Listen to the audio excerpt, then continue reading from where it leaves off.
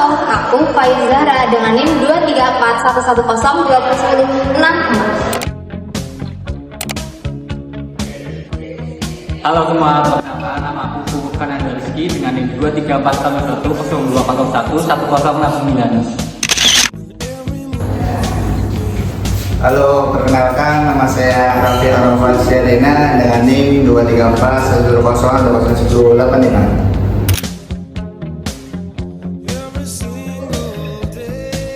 Halo, nama saya Jalal Zakaria dengan NIM 23411101095. Surga terakhir di bumi. Tapi apakah investasi menghancurkan keindahan ini? Raja Ampat, negeri terumbu karang, burung eksotis, dan laut biru yang mempesona, kini menghadapi dilema.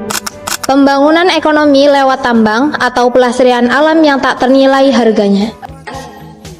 Bagaimana sih kebijakan pembangunan ekonomi di Raja Ampat? Apakah kebijakan tersebut sudah menjaga keseimbangan pertumbuhan ekonomi dan kelestarian lingkungan? Raja Ampat yang terletak di ujung barat Papua dikenal sebagai surga bawah laut dunia. Gugusan lebih dari 1.500 pulau kecil ini menyimpan keanekaragaman hayati laut yang luar biasa, menjadi rumah bagi ratusan spesies karang dan ikan tropis. Keindahan alamnya menarik wisatawan dari seluruh dunia dan menjadi sumber penghidupan bagi masyarakat lokal. Namun, belakangan ini muncul isu yang mengkhawatirkan mengenai izin tambang nikel di kawasan ini. Kekhawatiran pun muncul mengenai dampaknya terhadap ekosistem laut, pariwisata, dan keberlanjutan hidup masyarakat setempat.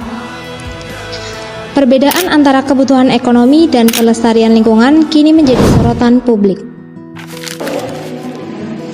Nah, pembangunan tambang nikel tersebut masuk ke dalam kebijakan dan aturan hukum yang berlaku.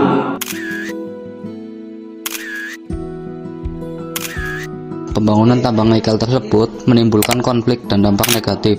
Yang pertama itu menimbulkan kerusakan lingkungan seperti pencemaran laut, kerusakan ekosistem terumbu karang, kerusakan hutan mangrove, dan dampak nelayan lokal.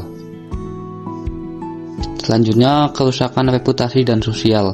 Yang pertama itu ketimpangan manfaat ekonomi dan masyarakat lokal yang kurang mendapatkan keuntungan yang proporsional. Bagaimana sih titik balik atau kasus pencabutan izin dari tambang nikel ini? Pemerintah mencabut izin usaha pertambangan di Pulau Gak. 4 dari 5 perusahaan dicabut izinnya pada 2025. Alasan pencabutan, pelanggaran lingkungan, tidak memenuhi regulasi, potensi kerusakan ekologis yang tinggi. Pemerintah saat ini menghadapi dilema yang sangat kuat. Di satu sisi, ada dorongan untuk menarik investasi demi meningkatkan pendapatan daerah dan menciptakan lapangan kerja. Namun, di sisi lain, mereka dituntut menjaga cita Raja Ampat sebagai destinasi wisata kelas dunia dan melindungi lingkungan yang menjadi aset utama daerah. Sementara itu, investor melihat potensi besar dari cadangan nikel di kawasan ini, terutama karena nikel menjadi bahan penting untuk baterai kendaraan listrik. Dari kasus tersebut, kebijakan apa sih yang sudah berhasil? Adapun kebijakan yang berhasil, yang pertama, pencabutan izin sebagai bentuk respon regulasi terhadap tekanan publik advokasi lingkungan.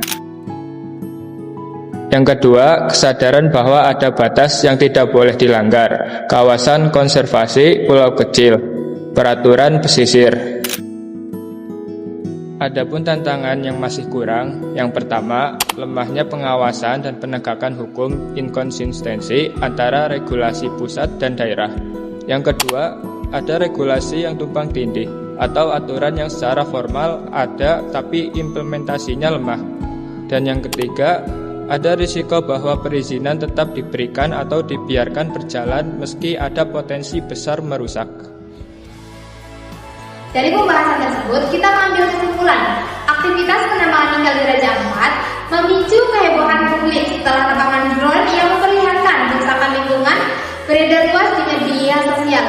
Tagar Save Raja Ampat menjadi trending, mencerminkan keresahan masyarakat terhadap potensi kerusakan kawasan yang dikenal sebagai destinasi wisata paling indah di dunia.